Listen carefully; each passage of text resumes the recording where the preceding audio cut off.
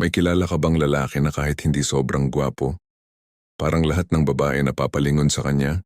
Yung tipong simple lang, pero pag dumaan parang may kakaibang enerhiya. Hindi siya yung tipong pa-cute pero may dating, may karisma. At ito ang nakakaintriga. Kahit may mas gwapo, mas mayaman o mas social pa dyan, siya pa rin yung napupusuan. Bakit? Kasi ang karisma ng lalaki, hindi nakikita sa mukha. Nararamdaman siya, parang hangin. Hindi mo nakikita pero mararamdaman mo pag dumaan. At minsan, yun ang dahilan kung bakit may mga babae na kahit ayaw na sana nila, hindi pa rin makabitaw. Ngayon pag-usapan natin kung ano nga ba talaga ang karisma ng lalaki na hindi matanggihan ng babae. Saan to nanggagaling at paano mo ito mahuhubog sa sarili mo? Maraming lalaki ngayon ang nagkakamali sa pag-intindi ng karisma. Akala nila karisma ay kagwapuhan. Akala nila kailangan may branded na damit, mamahaling pabango o kotseng pamporma. Pero pansinin mo, bakit may mga lalaking walang ganun pero hindi mo matatanggi ang presensya nila? Yung simpleng tingin lang, parang may sinasabi. Yung boses pa lang, may respeto ka na agad. At kahit hindi siya nagsasalita, parang may authority. Ito yung tinatawag nating magnetic presence. Ang problema, karamihan ng lalaki ngayon nawawala to. Bakit? Dahil sobrang nagiging desperate. Lagi nilang hinahabol ang babae, imbes na hayaan nilang ang babae ang ma-attract sa kanila. Kumbaga parang apoy. Ang karisma ay apoy na natural na umiinit. Pero kapag pinilit mong sindihan ng paulit-ulit kahit basa, hindi iilaw. At mas lalo lang siyang mawawala kung puro pilit, puro pagpapanggap. Isipin mo to. Lalaking may karisma, tahimik, kalmado, confident sa sarili. Lalaking walang karisma, maingay, insecure, laging nagpapakita, laging gustong patunayan ang sarili. Sino sa tingin mo ang mas kakit-takit? Siyempre, yung una. Kasi ang babae, hindi lang sa panlabas tumitingin. Nararamdaman nila ang energy. Kapag desperado ka, nararamdaman nila yon. Kapag hindi ka sigurado sa sarili mo, ramdam din nila yon. At pag ganon automatic, off na agad ang attraction. Kahit magpapogi ka pa, kahit magpadala ka pa ng 100 messages, kapag wala kang karismang lalaking may paninindigan, hindi ka tatatak. May mga lalaki kasi na masyadong pinapakita na gusto nila. Pinipilit ang koneksyon. Nagiging available palagi. Laging unang magme-message, unang magre-reply, unang lalapit. Ang resulta, hindi karisma ang dating mo. Kawalan ng respeto sa sarili. At tandaan mo to bro, ang karisma ay hindi pagpapakita ng kagustuhan, kundi pagpaparamdam ng halaga. May malaking kaibahan yon. Example, may dalawang lalaki, parehong gusto si Maya, si lalaki A. Araw-araw nagchat-chat, nagko-comment sa lahat ng post, laging nagpaparamdam. Si lalaki B minsan lang magparamdam. Pero kapag nagparamdam, may sense, may lalim, may mystery. Sino ang mas nakaka-excite? Si lalaki B. Kasi ang karisma ay lumalabas kapag marunong kang magpigil. Para mas malinaw na isipin mo ang karisma parang kape. Kung masyado kang matamis, nakakaumay. Kung sobrang mapait, hindi rin masarap. Pero kapag tama lang ang timpla, may kick. Yung tipong sa unang lagok pa lang magigising ka. Ganun ang karismatikong lalaki. May tamang timpla ng confidence, mystery at presence. O isa pang metaphor. Ang karisma ay parang musika. Hindi mo kailangan sumigaw para marinig. Minsan yung mga tahimik na nota, yun ang mas tumatagos. Ganun din sa babae. Hindi mo kailangang magyabang o magpapansin. Minsan, yung katahimikan mo, mas malakas pa sa kahit anong linya ng panliligaw. Ang unang sikreto ng karismatikong lalaki, presence. Hindi basta presensya ha, kundi malalim na awareness ng sarili. Yung kahit wala kang sinasabi, alam mong may saysay ang pag-upo mo, ang tingin mo, ang kilos mo. Ang tawag dito ng mga stoic ay self-mastery. Karamihan sa lalaki ngayon nakadepende sa panlabas. Validation ng babae, kahit number ng likes, o sino mang papuri ng barkada. Pero ang karismatikong lalaki kalmado kahit walang pansin. Hindi siya nababahala kung wala siyang reaction. Kasi alam niya, ang tunay na halaga ng lalaki ay hindi sinusukat sa atensyon na nakukuha mo, kundi sa kontrol na meron ka sa sarili mo. Example, isang babae sanay sa mga lalaking sumusunod sa kanya. Pero isang araw may nakilala siyang lalaking hindi agad nag-react, hindi agad nagpakita ng motibo. Ngumiti lang, tahimik. Pero sa loob-loob ng babae napaisip siya, bakit parang hindi siya tulad ng iba? Boom. Yun na yung karisma na gumalaw. Hindi mo kailangang magsalita para maramdaman. Sa panahon ngayon ng social media, ang daming lalaki ang nawawala sa presence. Kasi laging online, laging scroll, laging chat. Walang mystery. Pero ang mga babaeng sanay sa attention, mas na-excite sa lalaking hindi agad nagbibigay nun. Kaya nga minsan, yung lalaking tahimik sa GC, yung hindi nagre-react agad sa story nila, yun pa ang pinag-iinteresan nila. Bakit? Kasi gusto ng babae ng challenge. At ang karisma natural na lumalabas kapag hindi ka nagpapakita ng pangangailangan. Hindi mo sinasabing, please notice me, kundi pinaparamdam mong, kahit hindi mo ako pansinin, ako pa rin to, solid. Gusto mong maging lalaking may karisma? Simulan mo sa pagiging aware sa sarili mo. Hindi sa kung anong gusto ng iba, kundi sa kung sino ka talaga. Kapag alam mo kung sino ka, hindi mo kailangang patunayan kahit kanino. At yung confidence mo hindi galing sa ego, galing sa loob. Tandaan mo tong linya. Ang tunay na karisma ay hindi ipinapakita, kundi ipinaparamdam. Kapag tahimik ka pero marunong kang makinig, kapag simple ka pero buo ang loob, kapag hindi ka nagmamadali sa emosyon, doon nagsisimula ang hindi matatawarang karisma ng isang lalaki. Tanong ko lang bro, may mga babae bang parang nahuhulog sa'yo kahit wala kang ginagawa? O baka naman kabaligtaran kahit anong effort mo, parang wala pa ring dating? Kung oo, tandaan mo to. Hindi lahat ng karisma ay nakikita. Karamihan, nararamdaman sa subconscious level. Ang babae hindi lang nakikinig sa sinasabi mo, nakikinig sila sa enerhiya mo, sa tono mo, sa vibes na ibinubuga mo. At sa video na to, pag-uusapan natin kung paano gumagana ang utak ng babae pagdating sa karismatikong lalaki. At paano mo magagamit yon sa paraang natural, hindi scripted, hindi fake. Maraming lalaki ang nagkakamali dito. Akala nila, karisma ay dapat maging sobrang confident, maingay o maporma. Pero sa totoo lang, overcompensation lang yon. Kasi kapag sinubukan mong ipakita na cool ka, ibig sabihin sa loob-loob mo, hindi ka talaga naniniwala na cool ka. Kaya ka nagpapakita, kaya ka nagpapanggap. At yan ang unang nararamdaman ng babae. Hindi yung confidence mo, kundi insecurity mo. Ang babae ay parang emotional radar. Kahit hindi mo sabihin, nararamdaman nila kung may duda ka sa sarili mo. Kaya minsan, may lalaking gwapo, mayaman, witty pa pero hindi pa rin makuha ang babae. Samantalang yung simpleng lalaki, chill lang, parang walang pake, siya pa ang hinahabol. Bakit ganun? Kasi ang charisma bro ay hindi performance. Ito ay estado ng isip at puso. Isipin mo to.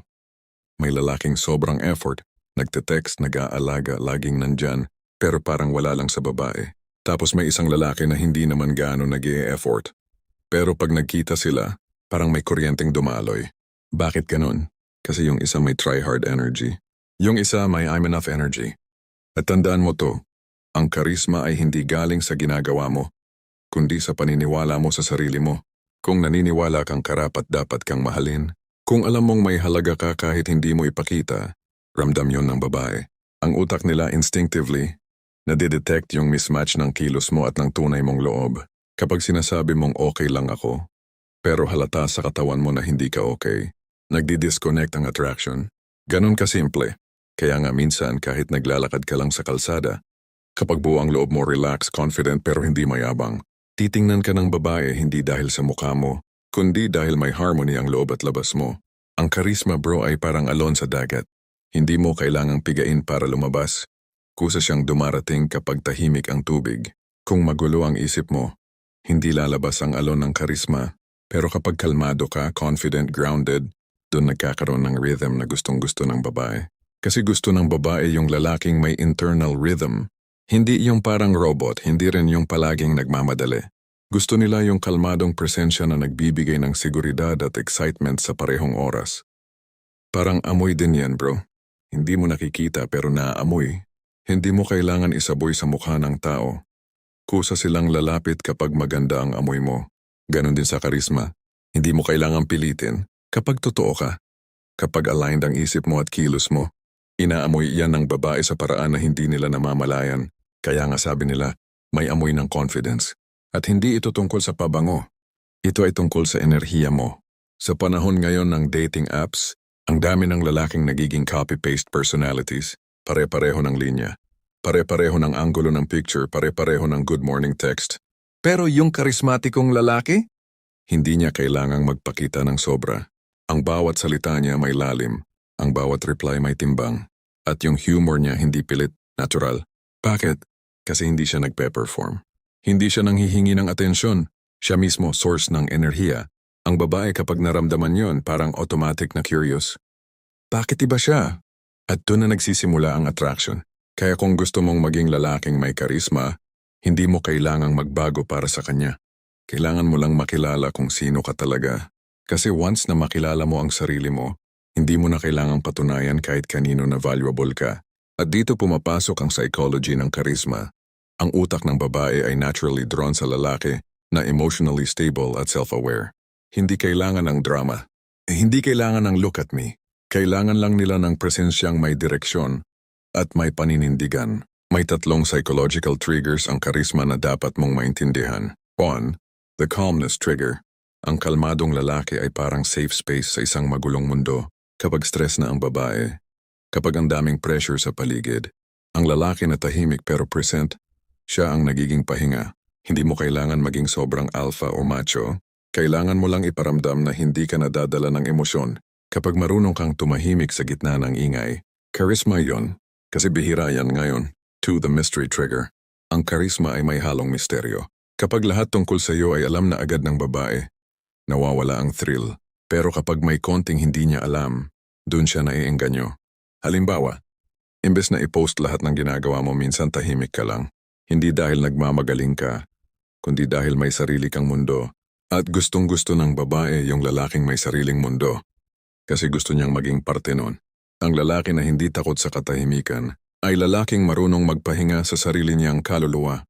At yan ang nakakakit. 3. The depth trigger. Ito yung pinakamalalim na uri ng karisma. Yung alam mong hindi lang sa jokes, looks o status umiikot ang buhay mo. May paninindigan ka, may prinsipyo, may lalim.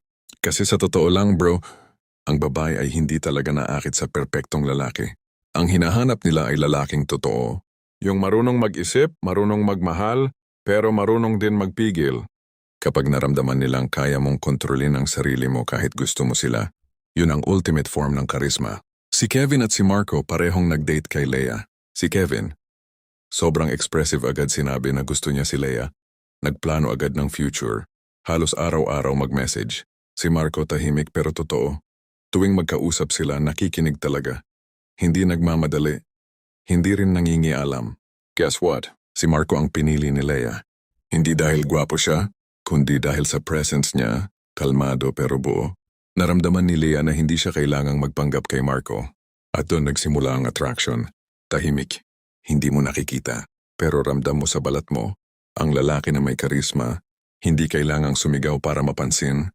Kasi kahit dumaan lang, may naiwan na pakiramdam. And yung pakiramdam na yun bro, yun ang pinakaayaw mawala ng babae. May mga lalaki na kapag nawala, parang walang nangyari. Pero may ilan na kahit dumaan lang saglit, parang nagbago ang buong hangin sa paligid. Ganun ang karisma. Hindi mo kailangang magtagal para tumatak. Ang kailangan mo lang, maging totoo, maging kalmado, maging buo. How to develop charisma? Step 1. Practice stillness. Bago ka kumilos, huminga muna. Pag may gusto kang sabihin, isipin mo muna. Ang karisma ay lumalabas sa control, hindi sa impulsive na kilos. Step 2. Observe more, speak less. Ang karismatikong lalaki marunong makinig. Kasi sa bawat katahimikan, nagiging mas matalim ang pananaw mo. At yan ang nagiging edge mo sa ibang lalaki. Kasi nauunawaan mo hindi lang nakikinig. Step 3. Don't chase, attract. Tigilan mo na yung habol mentality. Ang babae ay parang pusa, kapag hinabol mo lalayo. Pero kapag kalmado ka lang, kusa silang lalapit. Step 4. Focus on energy, not looks. Ayusin mo postura mo, lakad mo, tono ng boses mo. Hindi mo kailangang magbago ng mukha. Kailangan mo lang baguhin ang energy na pinapadala mo sa mundo. Ang karisma ay hindi fake aura. Ito ay katahimikan na may lalim. Ang karismatikong lalaki ay hindi nangangailangan ng validation, hindi rin nagpapanggap. Alam niya kung kailan siya magsasalita at kailan tatahimik. At tandaan mo to, the most charismatic men are not the loudest. They are the ones who make silence feel safe. Bro, napansin mo na ba to? May mga lalaki na kahit simpleng t-shirt lang suot parang may dating. Samantalang may iba naman suot na lahat. Branded shoes, mamahaling relo, imported na pabango. Pero parang kulang pa rin. Alam mo kung bakit? Kasi ang tunay na karisma hindi nabibili. Hindi rin siya nakukuha sa label ng damit, kundi sa enerhiya ng nagsusuot. Ang tanong, paano mo nga ba dadalhin ang sarili mo sa parang hindi mo kailangang magsalita? Pero mararamdaman ng babae na iba ka? Diyan tayo magfo-focus ngayon. Pag-uusapan natin kung paano gumagana ang enerhiya, pananamit at kilos ng lalaking may natural na karisma. Yung tipong kahit hindi ka gwapo, may dating ka pa rin. Maraming lalaki ang nag-aakala na ang karisma ay porma, kaya lahat gagawin. Magpapaganda ng outfit, magpapasikat, magpapakyot. Pero sa likod ng lahat ng yan, may kulang pa rin. Kasi bro, kahit anong ayos mo kung ang loob mo ay insecure, lalabas pa rin yun sa kilos mo. May mga lalaki na naka 3-piece suit pero lutang ang aura, samantalang may lalaki namang nakasando lang. Pero pag dumaan, tahimik ang mundo. Ang problema ng karamihan, pinapaganda nila ang labas, pero nakakalimutan nila ayusin ang loob. Hindi masamang mag-ayos ha, pero kung ang dahilan mo ay para lang mapansin, hindi para maramdaman mo ang sarili mong halaga, then fake confidence lang yan. At sa totoo lang, ramdam ng babae yan agad, isipin mo to. May dalawang lalaki, pareho ng suot, plain white shirt at maong. Si lalaki A pagpasok sa kwarto parang awkward. Nakatungo, hindi makatingin ng diretso, nag-aalangan kumilos. Si lalaki B pagpasok, kalmado. Hindi nagmamadali, relax lang ang lakad. Pag tumingin, steady. Walang yabang pero may presence. Parehong damit pero magkaibang enerhiya. Ang tanong, anong pagkakaiba nila? Si lalaki A, nag-aalala kung ano ang iniisip ng iba sa kanya. Si lalaki B alam na valuable siya kahit walang pumapansin. Yan ang tinatawag na enerhiya ng karisma. Kaya minsan kahit hindi ka gwapo, hindi ka mayaman, hindi ka sikat, basta buo ka sa loob, may dating ka. Kasi tandaan mo, hindi mo kailangang magpakitang tao kung sanay ka ng totoo. Ang karisma bro ay parang liwanag. May ilaw na nakasisilaw. Yung pilit, yung LED na masakit sa mata. At may ilaw na banayad. Parang ilaw ng kandila, tahimik pero mainit. Ang lalaki na may karisma parang ilaw ng kandila. Hindi siya sumisigaw pero nagbibigay ng init sa paligid. At yun ang hinahanap ng babae. Warmth, calmness, authenticity. Hindi mo kailangang maging pinakamaliwanag. Ang kailangan mo lang, maramdaman ng tao na may ilaw ka talaga. Sa panahon ng social media, uso na ang flex culture. Lahat gustong magpanggap na successful. Gustong magmukhang mayaman. Gustong magmukhang confident. Kahit deep inside, puno ng takot. Pero yung mga babae, hindi mo maloloko dyan. Kasi marunong silang magbasa ng energy. Alam nila kung totoo ang confidence mo o facade lang. Kaya nga may mga lalaki na kahit hindi active sa social media, mas kinakausap, mas hinahanap, mas hinahangaan. Kasi sila yung may authenticity. Hindi nila kailangang magpanggap para maging karapat-dapat. Postura at galaw.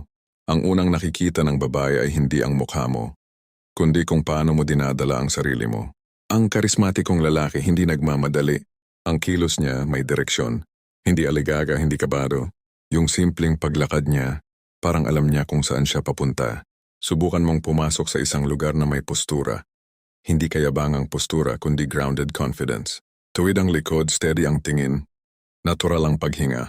Hindi nakapose pero may presence. Pro tip, huwag kang tumakbo sa atensyon. Huwag mong pilitin ang connection. Maglakad na parang hindi mo kailangang patunayan kahit ano. Doon mo makikita yung mga tingin ng tao, kusa na lang sumusunod sa'yo.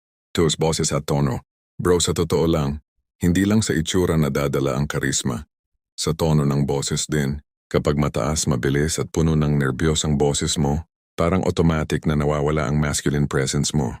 Pero kapag mabagal, kalmado at malinaw ang pananalita mo, nagiging grounding ka sa kausap mo. Lalo na sa babae. Kasi gusto ng babae yung lalaking hindi natataranta. Yung kahit galit siya, kaya mo pa rin siyang pakalmahin sa boses mo. Example, pag may babae na nagsasabing nakakainis ka, huwag mong sagutin ng bakit, ano bang ginawa ko? Sagot mo dapat, kalmado lang. Okay lang yan, relax ka muna, usap tayo mamaya. Boom, instant charisma. Kasi ipinapakita mong may control ka sa sarili mo kahit sa tensyon. 3. Pananamit at disiplina sa sarili. Ngayon, pag-usapan natin yung madalas mali ng mga lalaki. Pananamit. Hindi mo kailangang maging fashion guru para maging karismatiko, pero kailangan mong malaman kung paano ka nagdadala. Ang style ng karismatikong lalaki ay simple pero malinis. Hindi kailangang mamahalin, basta maayos, maaliwalas at amoy respeto. Example, plain dark shirt na fit sa katawan mo. Hindi sobrang sikip, hindi maluwag. Malinis na sapatos, pabango na hindi sumisigaw pero nakakaalala, minimal accessories, watch, bracelet, etc. Pero higit pa dyan, ang tunay na karisma sa pananamit ay disiplina. Kasi kapag maayos ka sa katawan mo, ibig sabihin may respeto ka sa sarili mo. At yun ang nararamdaman ng babae. Ang tunay na karisma ay disiplina na hindi mo kailangang ipagyabang. Ang karisma ay parang tubig. Kung saan mo siya ilagay, nag-a-adjust siya pero hindi nawawala ang essence niya.